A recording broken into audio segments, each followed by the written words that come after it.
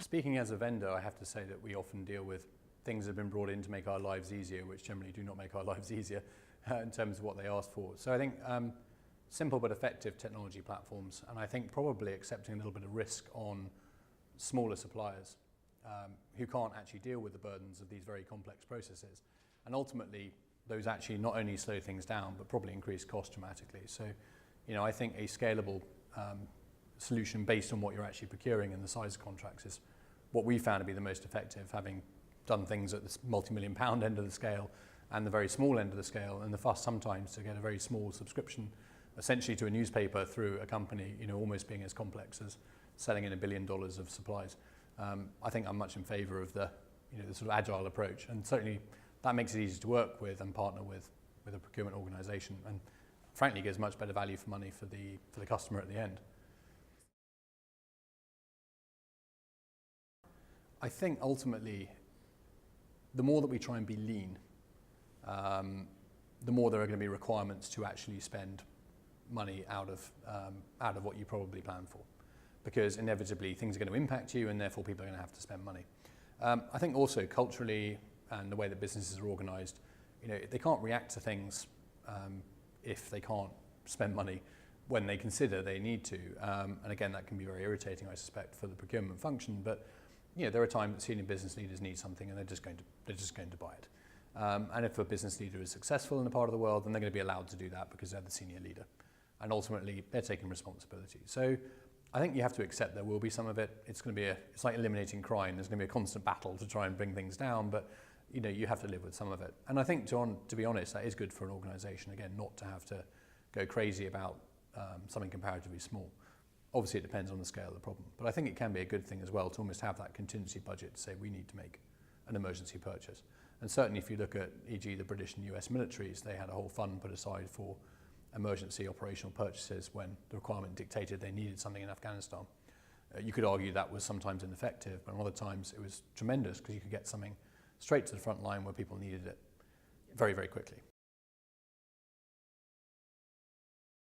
Please, I'm a supplier, don't do it to me. Because you don't get a good partnership. And I think in my own company, have always prided ourselves on having good partnerships and relationships because it makes our life easier, honestly, and clients get a better deal. Funny enough, I was speaking with a client just yesterday who was very happy with our partnership and was off to other vendors to say, we need a partnership, not a contractual relationship. But that company had itself historically generated very aggressive contracts. Partly, I think, because of the cultural background of the people who've been writing the contracts.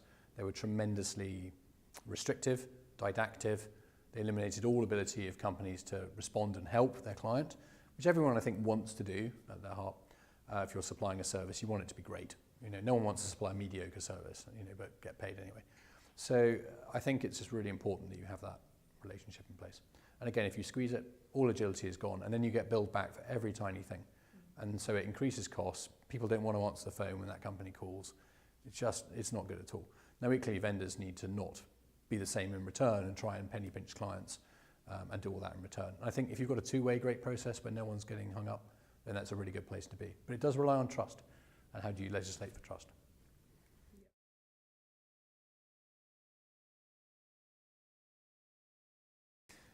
We constantly see more and more platforms. Again, we're on the receiving end of some of this, but we see more and more platforms that are being asked to use and to put our details in. And I think that does help screening more. Disruptively, I mean, everything is coming up in the world, but we're looking at the effects of AI. We're looking at the effects of basically a lot of people being out of work to an extent because a lot of more menial data tasks will be done automatically. So I mean, I think that will have an effect on procurement as it will on every other part of every business. And that general change we're seeing by 2030 will, I think, be quite disruptive. Exactly how it'll affect procurement itself, I don't know enough. Obviously, I'm more on the receiving end than the supplying end. But I see those big forces for change just affecting everything that we all do. I really like to know what people want out of life.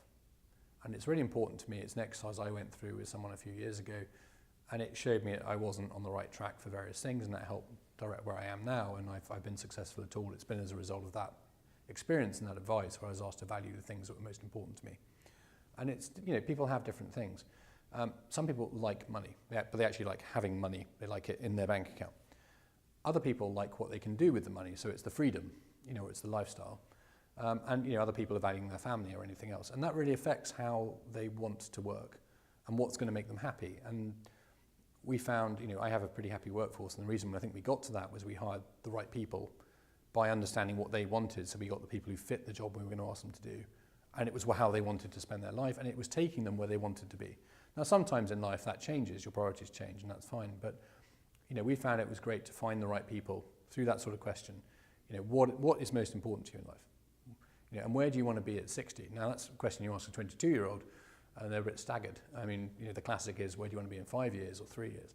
But I think by saying, where do you want to be? when you finish this whole work thing, do you want to be living in a huge house with a collection of the finest cars? Do you want to be on television as an expert? Do you want to be writing books? Do you want to be just hugely respected in your field? Do you want to be a CEO? Because that affects, when you're 25, you need to make those decisions. If you want to have a job where you're going to have a huge house, well, you probably need to be in a career where you're earning a lot of money. And there's no point in doing something where you're not, unless you can be very successful at it.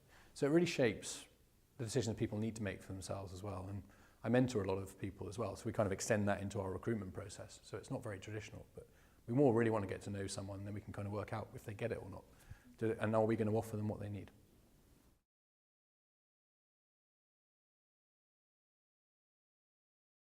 Some of the things that we see the most, well, not so much procurement fraud, but certainly in where we see procurement failures are a lack of sort of the integrity due diligence. And it's often, again, in the current environment especially, it's the suppliers of your suppliers.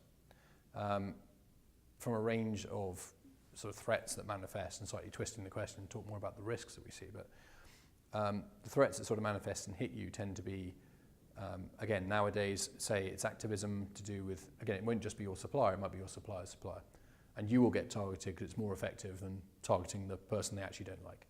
So we see a lot of that go on. Again, that links to the fraud issue and other things where it's knowing what you're touching on, it's knowing what you're dealing with, it's knowing the environment, and it's kind of knowing or having that awareness of your entire ecosystem. And again, understanding your exposure to your suppliers or partners, and especially the way the US Treasury is looking at it now, in terms of sanctions and things like that, actually not understanding the connections can really put you in trouble because, again, they're working back from the person they're interested in, and you'll be touched as part of that investigation as they expand outwards. You need to do that for everyone that you're working with. So that's a huge kind of data issue to kind of bring together. And again, it can only come from knowledge of the environment and those things. Again, specific procurement red flags, I'm not in the procurement industry per se, so I'm less sort of aware of. We generally get brought in to deal with it when it's gone horribly wrong. And often there weren't terrible red flags, because people are quite on top of that. So we tend to see things that are quite subtle, or it tends to be something where actually there's been a breach of sanctions or client issues. Someone wants to get a client in or has a connection they haven't divulged.